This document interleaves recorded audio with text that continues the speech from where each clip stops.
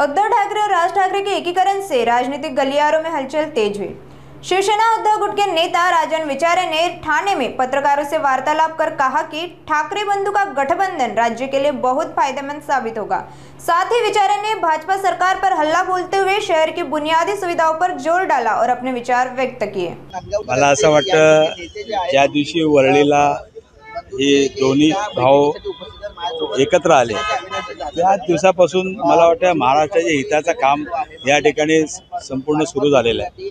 आज सुद्धा आम्ही आज या ठिकाणी प्रभाग रचना ज्या काय चुकीच्या पद्धतीने एकाच पक्षाला फायदा होण्याच्या दृष्टिकोनातून या ठिकाणी केल्या होत्या आणि त्याला आज हरकती घेण्याच्या दृष्टिकोनातून आज सर्व पक्षीय या ठिकाणी आले आहेत। मनसे आहे, काँग्रेस आहे, राष्ट्रवादी आहे, सर्व पक्षाचे नेते या ठिकाणी आलेले आणि तुम्ही बघितलं असेल की आज कशा पद्धतीने या ठाणे महापालिकेची अवस्था झालेली आहे। आज वाहतूक कोंडी असेल, पिण्याच्या पाण्याची समस्या असेल, आज तुम्ही बघितलं असेल रस्त्यावरती खड्डे पडलेले आहेत, कित्येक प्रोजेक्ट अर्धवट झालेले आहेत, रेल्वे स्टेशनचा प्रोजेक्ट अर्धवट आहे, प्रत्येक ठिकाणी आहे।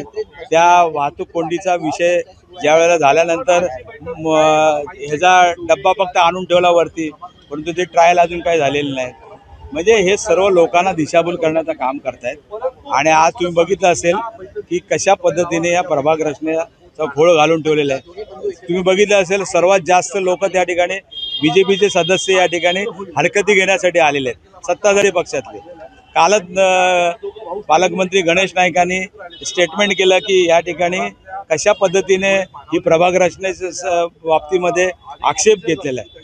अरे त्यांचा मुख्यमंत्री आहे, तुम्ही हे सर्व करू शकता आणि ही जी त्यांची मनमानी आहे ती मला वाटतं तुम्ही उतरू शकता आणि म्हणून आज या ठिकाणी आम्ही सर्व पक्षाची मंडळी या ठिकाणी या हरकतीला च्या संदर्भामध्ये हरकती मांडण्यासाठी आलो।